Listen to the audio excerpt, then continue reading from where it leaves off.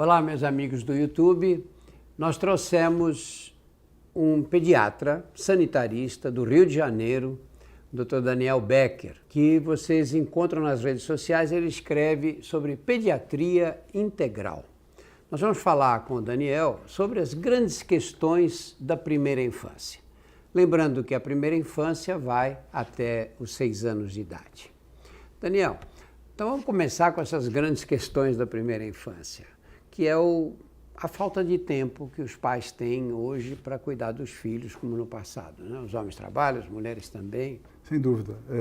E justamente esse talvez seja a coisa, talvez essa seja talvez a coisa mais importante na primeira infância, que é o convívio com os pais e mães, né? Hoje em dia você tem outras configurações familiares, você tem padrasto, você tem avós e mães, você tem famílias homoafetivas, enfim, não importa, mas o contato com o vínculo mais profundo com esses cuidadores principais, ele é fundante para tudo que essa criança vai ser, como já falamos no outro programa. Então é fundamental que haja uma intimidade, que haja uma convivência, que a gente consiga maximizar essa convivência. Então conviva com ele. Conviver não é ficar sentado e ficar brincando, não.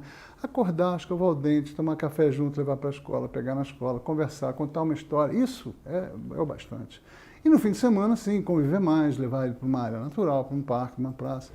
Essa convivência é fundamental porque ela vai, primeiro, para a criança ser essencial para a sua construção como pessoa, e para os pais, porque eles vão desenvolver intimidade com os seus filhos, vão poder educar melhor. Quem não tem intimidade acaba descambando muitas vezes para uma coisa de violência, ou de negligência, ou de permissividade excessiva, que é outro problema muito sério de hoje em dia, né? Então, convivência é fundamental, em primeiro lugar. Daniel, o que você chama de permissividade exagerada? Olha, permissividade é um fenômeno hoje muito comum, né, em muitas famílias, que muitas vezes o que está na base disso é justamente essa falta de convivência. São pais que convivem um pouco com os filhos, se sentem culpados por isso, e aí querem dar tudo, né? Querem dar aquilo que eles não deram em convivência, querem dar em presente, em excesso de permissividade, justamente. O que significa isso?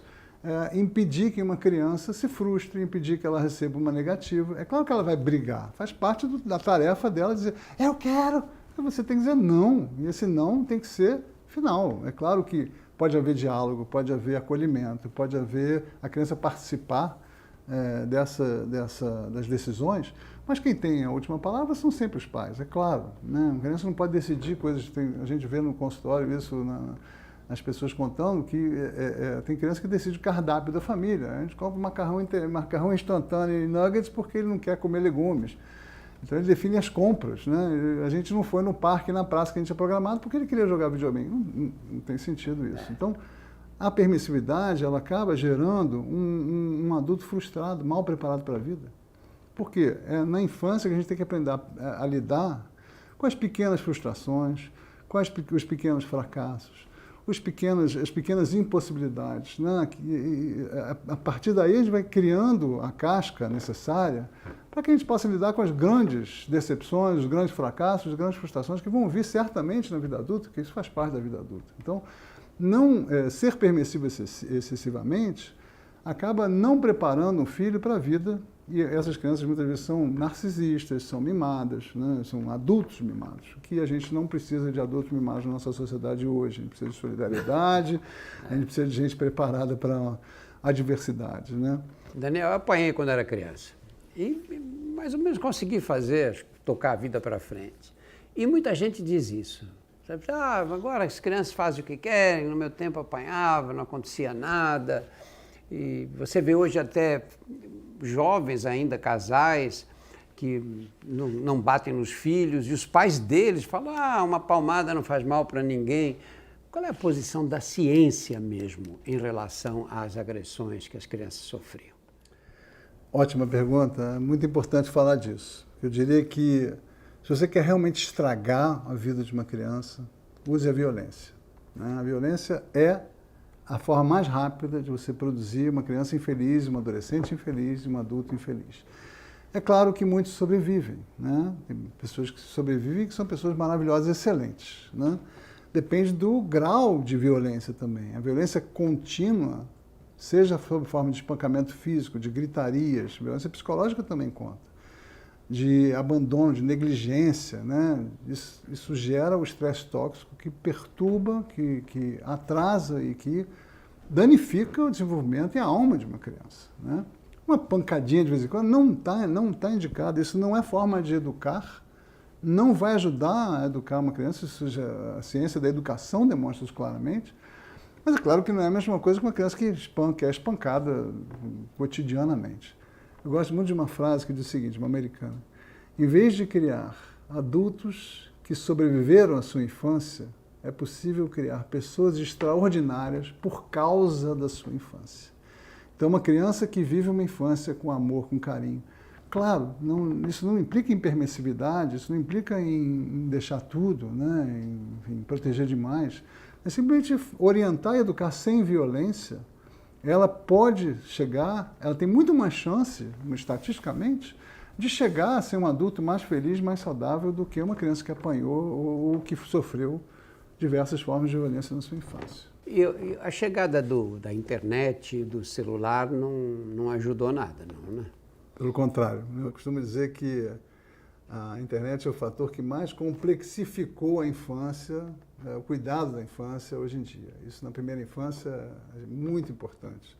Então, isso tem dois lados, né? Tem o lado dos celulares dos cuidadores, dos pais e mães, e tem o lado do celular da criança, né? O que acontece? Hoje em dia tem até uma categoria para falar disso nos estudos da infância, uma parentalidade distraída. Você tem hoje pouca convivência já, né? A gente chega, esse modo de vida moderno, esse mundo que a gente vive, chega tarde em casa, não tem tempo de convivência, trabalha até muito tarde, as crianças internadas em creches de 7 às 7, né? Então já é uma convivência muito restrita. E aí, quando você está com seu filho, o celular sugando a tua atenção. Então aquela cena de pracinha que eu já filmei uma vez, um pai empurrando o balanço do filho, olhando para o celular, assim, né? Estamos, olho no olho, gente, que é a coisa mais fundamental do vínculo. A gente está perdendo isso. E as pessoas sequer se dão conta. Tem estudos que mostram que as crianças reclamam que os pais estão no celular, que os pais não se deram conta, né? Uma refeição em família, você vê cenas, né? No restaurante ou na casa, as pessoas, cada um no seu celular comendo, né? E ninguém trocando. Quer dizer, é um empobrecimento da convivência humana de forma geral e que na infância é muito danoso, especialmente nas crianças pequenas. Então, muito cuidado com isso. Eu sei porque você entrega um iPad com um joguinho na mão da criança, é uma certeza que essa criança vai ficar quieta, não vai incomodar ninguém. Qual é a consequência? Esses joguinhos trazem alguma... Imagino que tem alguma coisa de positivo neles, que a criança aprenda a fazer. O que traz de positivo para elas? Na verdade, muito pouco, né?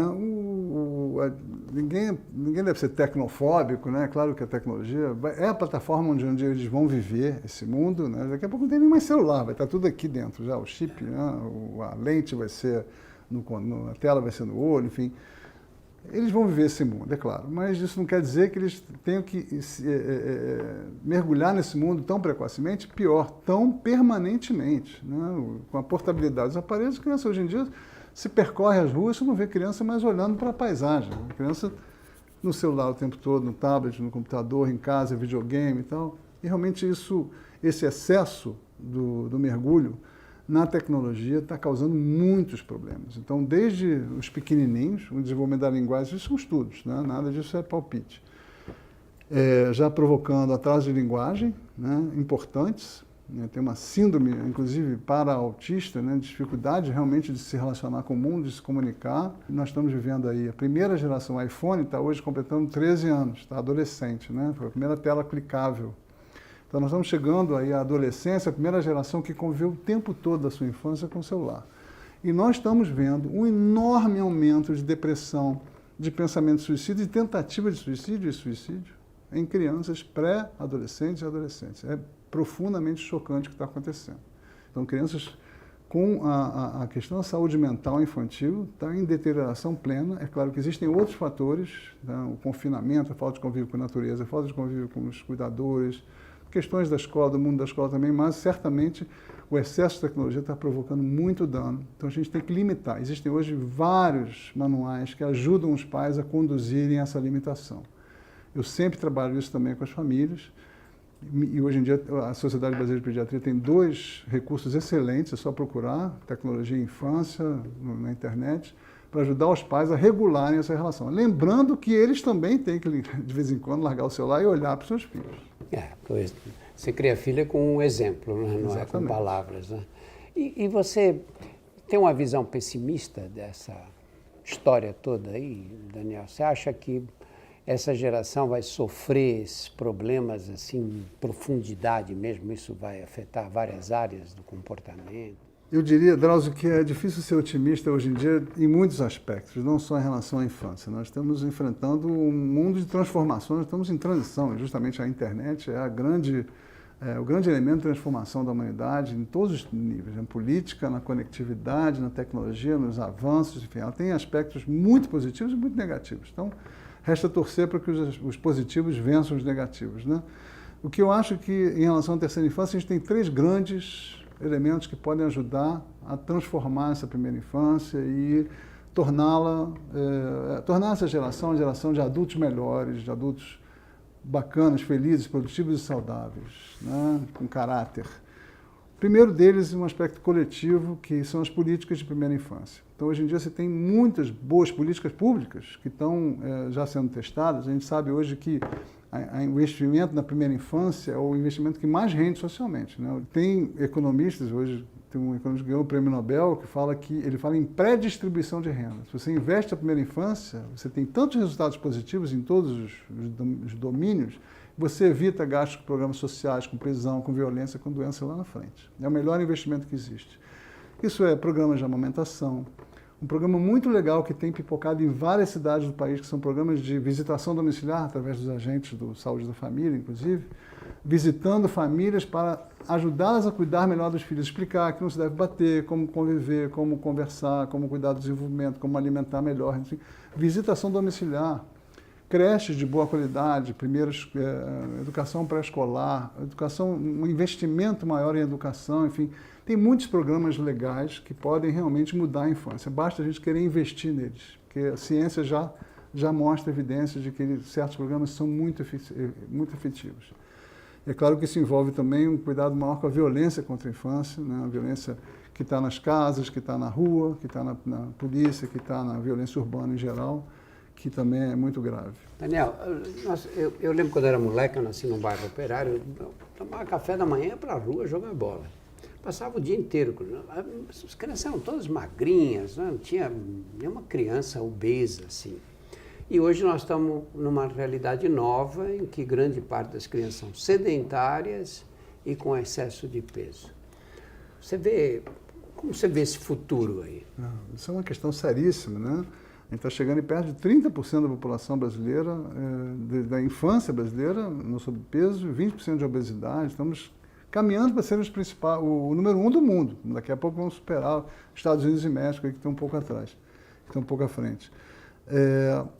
São 2 fatores, na verdade. Um é a transição para uma alimentação industrializada e o outro é a falta de atividade física, o confinamento. As cidades estão muito violentas, as crianças ficam fechadas em casa e, é claro, o único jeito de fechar uma criança em casa é o celular, é a tablet, aí tem a propaganda de comida ruim no tablet. E a transição alimentar, Drauzio, é talvez um fenômeno muito nocivo que está acontecendo já há muitos anos, mas que está se agravando atualmente, né? Você vai num shopping de subúrbio, de áreas mais pobres, você vê todo mundo fazendo fila em fast food, né? Os restaurantes de comida mais natural ficam mais vazios, né? Em casa, a gente não tem tempo de cozinhar, a gente vai comprar coisas prontas, né? Macarrão instantâneo, nuggets congelados, salgadinho, biscoito, né? São baratos, são gostosos, irresistíveis. O que a indústria faz? Ela produz esses produtos com uma engenharia alimentar sofisticadíssima, com bilhões de dólares de investimento em neurociência para você viciar uma criança, o adulto também, e bilhões em marketing, né? Você tem todo tipo de propaganda, desde a disposição dos alimentos no mercado, na altura do olho da criança, ficam aqueles rótulos que são propagandas, na verdade. E sempre, se você for examinar o que a nossa indústria oferece para a criança, 90% é lixo tóxico. Pouquíssimas empresas fazem alimentos de boa qualidade para a criança. Então, esses alimentos estão engordando, provocando uma epidemia de obesidade, diabetes, estão trazendo câncer, estão trazendo distúrbios de comportamento, porque uma criança ela come tanta coisa química. Então, são várias doenças, inclusive doenças mentais, distúrbios mentais de comportamento, por causa dessa alimentação ruim. Né? O que é bom para o seu filho é descasque mais e desembrulhe menos. Essa é a mensagem número 1. Não coma nada que a sua avó não consideraria comida. Comida, né? Tem aqueles salgadinhos de isopor, né? Você estava comendo uma coisa, um sanduíche antes do jantar, dizia, isso não é comida, espera o jantar. Exatamente. E você, quer dizer, esse impacto todo, se você tivesse que resumir, Daniel, você tem um filho, nasceu agora, esses primeiros anos de vida, se eu tivesse que resumir em 2 ou 3 pontos, quais são os cuidados que eu tenho que ter e que eu não posso deixar de oferecer para o meu filho? Acho que são 2 coisas fundamentais, além dessas políticas públicas de primeira infância que eu falei, 2 coisas muito importantes. Primeiro é a convivência familiar. Mas essa convivência é fundamental. E essa convivência tem que ser carinhosa, amorosa, baseada no toque, no estímulo ao desenvolvimento da linguagem, na conversa, enfim, no acolhimento das dores e dos medos dessa criança, enfim, é carinho, né? É muito simples.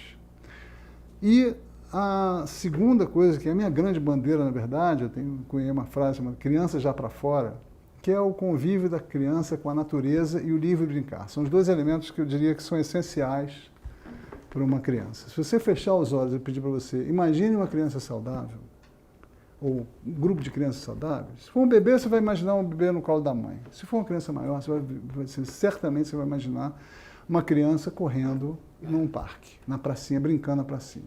Ninguém vai imaginar a criança no tablet. Ninguém vai imaginar uma criança fazendo dever de casa, né?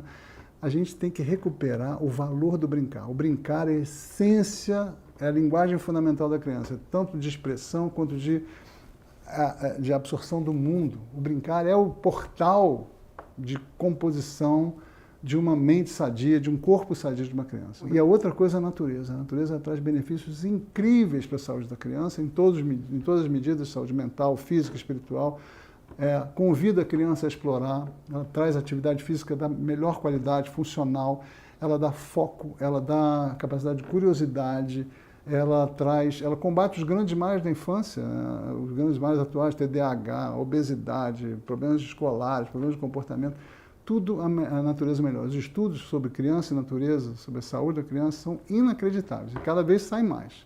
Então, eu diria que são os 2 grandes elementos, no nível da família.